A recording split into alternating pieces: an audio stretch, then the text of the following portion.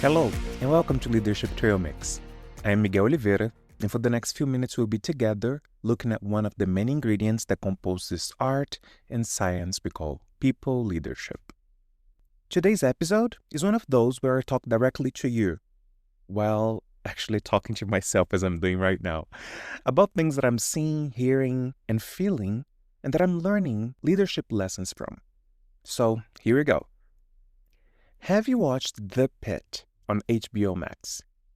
It is an ER type of show that portrays the reality of an emergency room during a whole shift, hour by hour. Acting is great, production is impeccable, and by now I probably don't need to say that I'm a big fan of the show. And that, by the way, I'm not being paid a penny to talk about it. But I could, HBO, okay? Just saying. Anyway, every Thursday, my husband and I stop in front of the TV to watch it, and then we spend the weekend geeking out with our best friend, who happens to be both an amazing real estate agent and a certified EMT, someone that can go on an ambulance to handle a medical emergency. We talk about it all the time. By the way, I love you, Cameron Kelly. So let's connect The Pitt to people leadership. The show gets to explore a very different type of leadership, but that has so many similarities to what you and I live every day leading our people. I'm still looking for an ER doctor to be a guest here on Leadership Trail Mix and talk to us about it. So if you are one, or if you know one, please reach out. Oh, and here's one more disclaimer. If you haven't watched the show, don't worry. You don't need it for our chat today. And if you watch it, don't worry. There are no real spoilers here. I got compelled to talk about The Pitt after watching episode 12. Among the many cases being handled in the ER during the hour, there was this elderly lady who had been hit by a car.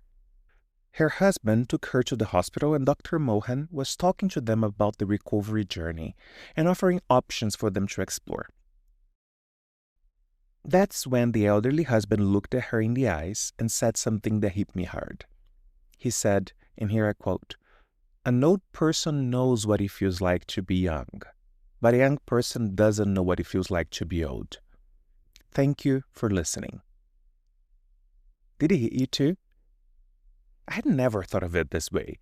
An old person was once young, but a young person won't know what being old looks like and feels like until they get old. That was strong enough, yes, but the part that hit me the hardest was the "thank you for listening" at the end. Sometimes we forget that there is no better way to acknowledge and respect someone's inherited dignity than listening to them. Listening to understand, not to respond. And that applies to all, including children and elderly people, who many times get their voices silenced. Of course, what you do with something a children says will be different from what you do when an elderly speaks. But have you noticed that many times you put the two of them or these two groups in the same bucket?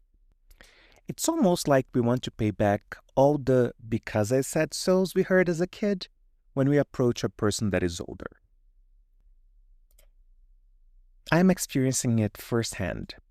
My parents are aging, far away from me in Brazil, and watching that happen right in front of my virtual eyes and not being able to do anything to stop it kind of hurts.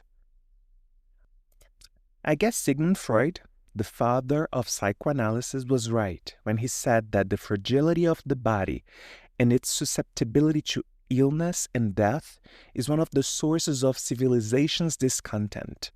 Or, for my fellow Brazilian psychologists, mal-estar na civilização. Remember? Yeah. What has been new to me is that I thought Freud was talking about one's own body, but I'm experiencing it by watching it happen to someone else. Well, it seems that at the end of the day, we are all interconnected in deep ways. What I see myself doing to my parents, however, is arrogant to say the least. Believe me, all from a place of good intent, love, and care, but arrogant nonetheless. I act as if I know better what is best for them in the small and big things. And the reality is that, with some very rare exceptions caused by lack of understanding or knowledge from their side, I don't. They're still perfectly positioned to decide the food they want, the Christmas gift they wish to get, where they want to go, how they want their kitchen to look like, or if they want to go through therapy or not. If you haven't connected the dots on what all of this has to do with leadership, we just got there. How many times do we think we know better and make decisions on behalf of our team members? How much the societal perception that younger and older people don't know what they should want leaks into the workplace and makes us make assumptions like, oh, they are too young and inexperienced. One day they will thank me. Or, oh, they're close to retirement. They don't want this promotion, right? Or, oh, she just became a grandma. It's just a matter of time until she decides to stop working to spend time with her grandkids. We don't know unless we ask. And let me be clear. I'm not talking about the guidance our people need from us on how to perform a task in a safe way. I'm not talking about supervision when they are working on something they haven't worked on or that is too big to fail. I'm not talking about the coaching and mentoring we are expected and responsible to provide. These are all table stakes.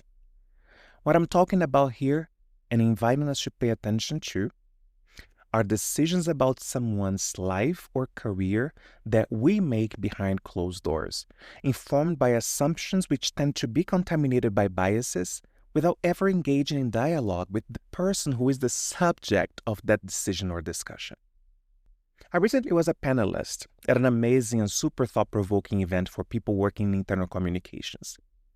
The discussion was about fostering belonging for frontline employees. And one of the questions I got asked was, what have you seen work well when recognizing frontline employees? And my answer was probably not what they were expecting. I said, I don't know, we have to ask them. Because of the size we allow frontline teams to be, it's not easy, but asking is the only way to know. Do employees want monetary rewards, swag, and other types of gifts? Yes, they do. So do I. Do I believe that celebrating collective achievements with a party or a barbecue is a great way to foster pride in the work done and a sense of belonging? Absolutely. And I also believe that people need to be led as individuals, not as a conglomerate. And I also believe that sometimes we may have a team of one or two and still fall in the I know better trap. All right, it's call to action time. Can we run an inventory about what stories we are telling ourselves about the people we lead? And then can we ask them their own version of the same story to see where the mismatches are? Bonus point, if we can embrace courage and vulnerability, state our intent, and share our version of the story before they share theirs. Making assumptions is human. And there is power in being seen as human by those we lead. If we decide to go for the bonus points, however, keep in mind that depending on how dissonant the two versions of the story are, we may need to apologize and commit to doing better moving forward. Not easy, I know, but I have all confidence in the world that action will take our relationship with those we lead to a completely different level. That's all I have for us today. My inbox is always waiting for an email from you, sharing your thoughts, questions, complaints, concerns. Miguel@leadershiptrailmix.com. Thank you for listening. Take care and talk soon.